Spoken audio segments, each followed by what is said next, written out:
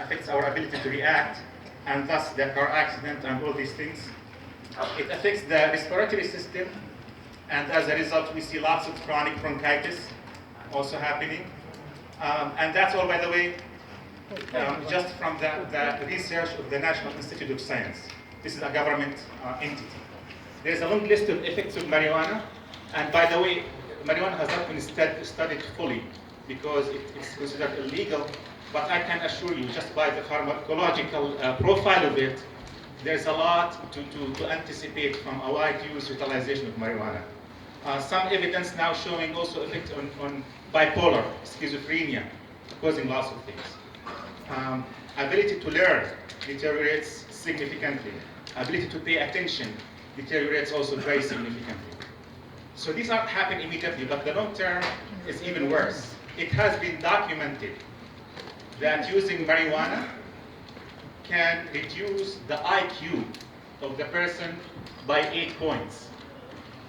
Do you know what does that mean? When the IQ is declining, your ability to learn, to study, declines significantly. Your ability to have a job, to compete professionally, declines significantly. Your ability to have a family, start a family, or even to maintain a relationship declines significantly. And that's, according to the New England Journal of Medicine, is a permanent effect if marijuana is used amongst young adults. It's irreversible. It's really a big deal. Marijuana is not a small deal in spite of what the big industry is trying to convince us. So, brothers, in facing marijuana and other drugs, what can we do? What should we do as a community? There are 3 things that come to mind. Number 1, talk and educate. I said that this is not a fundraiser. I'll keep my word, but I do want you to donate something. Can each one of us, inshallah, donate 10 minutes, just 10 minutes of their time, every week, talking about marijuana and other drugs to our family members, friends, neighbors? Is that too much, 10 minutes? Can we, inshallah, commit to that? It's really critical, because even if your son or daughter are rolling their eyes, showing dissatisfaction, it really has an impact. You cannot stop talking about these things. We have to keep talking. This is like the vaccination or the immunization that subconsciously and consciously can make the difference in the right moment when our loved ones are exposed to these dangers. So as we said, number 1, talk and educate. Number 2, we need to have each other's back. We need to keep an eye on each other. We need to monitor, okay? If you are a head of a household, you need to know what's going on in your basement. There is no such thing as a teenager privacy, with all respect to our teenagers. iPhones, smartphones are not off limits. Your sons and daughters' friends, you need to know who they are, where they spend their time, what they do.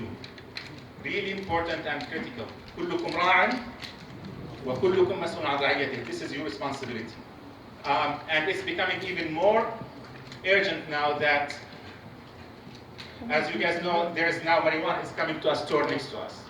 There's a massive marijuana factory being established. Inshallah it will not, but permits or green lights have been given to establish a massive marijuana factory in Patterson. So when we were talking to our politicians about the need to change the fact that Patterson is known as the capital of illegal drugs, and they said they're going to change that, but they really meant they're going to make it the capital of both legal and illegal drugs with the marijuana legalization. Truth is, politicians cannot protect your family, can't protect you. You are the only person who can protect your family, your loved ones, and yourself. So that was the second thing, monitoring. And third thing is seek help. There's a stigma in our community when it comes to drug. Drug abuse is a disease. It has a profile. There's certain, pathways. The dopamine pathways in the brain get flooded with dopamine with the use of the drug. It's really a disease that can and should be treated. So seek help. We have actually contacted a couple of centers who will take anybody, regardless of their insurance, for free. They will offer them treatment, and they promise to be culturally sensitive, meaning halal food, inshallah, meaning cultural sensitivity and complete confidentiality. completely discrete. I have a few papers here. I'm going to distribute, inshallah,